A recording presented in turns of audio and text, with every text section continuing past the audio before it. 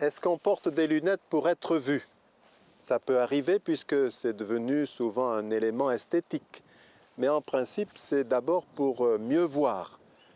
Voilà pourquoi je suis parfois peiné quand on me dit « Moi, je ne vais pas à la messe, mais je vaux mieux que tous ces hypocrites qui y vont. » Si justement nous allons à la messe, c'est parce que nous avons bien conscience que nous avons absolument besoin de Jésus, nous avons bien conscience de nos limites, de nos pauvretés et de notre péché, et nous venons le supplier de nous aider à nous améliorer. Et Jésus, qui est invisible, eh bien, nous parle et agit avec le langage que nous connaissons, j'allais dire le langage des signes. Il suffit d'un prêtre et puis d'un peu de pain et d'un peu de vin. Il nous en avait déjà parlé dès le début de l'histoire du salut. Vous vous rappelez, Melchisédek vient offrir à Abraham du pain et du vin. Notre Dieu a de la suite dans les idées. Également, il vient nous dire qu'à chaque messe, c'est en quelque sorte la multiplication des pains. Que ce soit avec 2 millions de personnes comme au JMJ ou bien dans la misère d'un camp de concentration.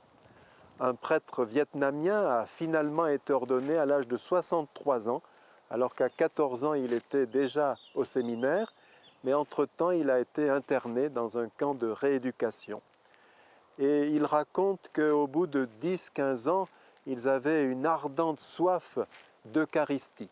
Et l'un d'eux a eu l'idée d'écrire à sa famille en leur disant ici nous avons beaucoup de malades et nous manquons cruellement de l'huile de la manne. C'était un message codé, un message secret que la famille a parfaitement compris. La manne, c'est ce qu'avait donné le Seigneur dans l'Exode et qui préfigurait justement la multiplication des pains et l'Eucharistie. Donc sa sœur a fait des pieds et des mains pour obtenir 5 ou 6 hosties d'un prêtre. Elle a acheté un petit tube de baume aromatique. Elle a enlevé le baume, elle a caché les hosties au fond, elle a rempli de nouveau de baume, elle a mis ça dans le panier à provisions au milieu d'autres aliments et du papier à lettres. Elle a fait 1000 km en train, puis en voiture et à pied jusqu'au camp. À l'entrée du camp, un gardien a veillé à fouiller tout ça avec un cure-dent à percer le baume. Il n'a pas vu que Jésus était caché dessous. Et puis le soir, il leur a annoncé j'ai reçu de l'huile de la manne. Et là, tous se sont arrêtés, bouleversés. Jésus était là, dans un endroit où les plus hauts dirigeants communistes ne venaient jamais, où on ne pouvait pas recevoir la présence consolatrice de proches. Jésus était là. Il avait accepté d'être mêlé aux autres provisions, de faire tous ces kilomètres pour être là. Alors ils ont pris le tube, ils l'ont caché dans un bambou cassé d'une étagère, mais très vite ils se sont dit, nous ne pouvons pas le laisser là. Alors ils l'ont pris quand c'était possible, chacun leur tour, la nuit, pour l'adorer. Lui-même dit, j'ai composé un poème que je me récite depuis sur Jésus hostie, Jésus Eucharistie.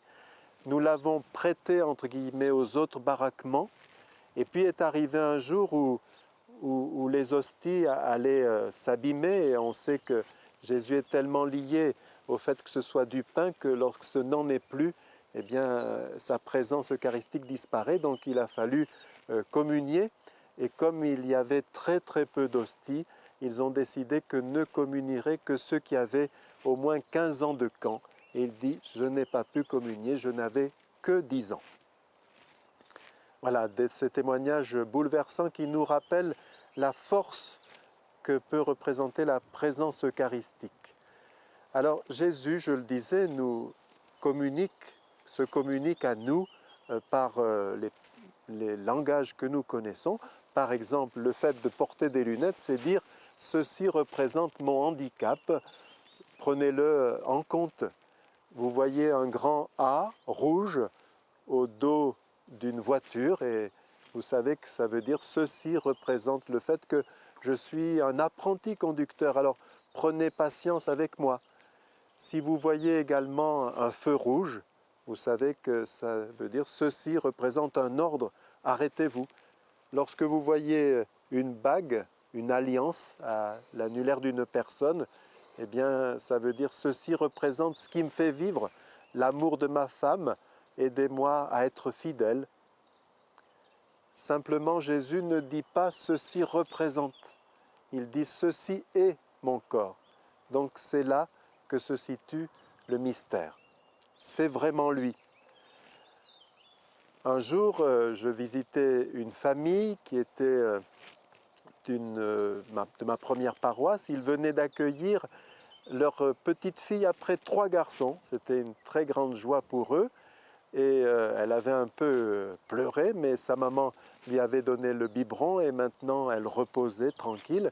J'avais l'immense privilège de pouvoir la tenir dans mes bras. Nous étions tous en adoration devant ce petit bout. Et sa maman a dit on en mangerait.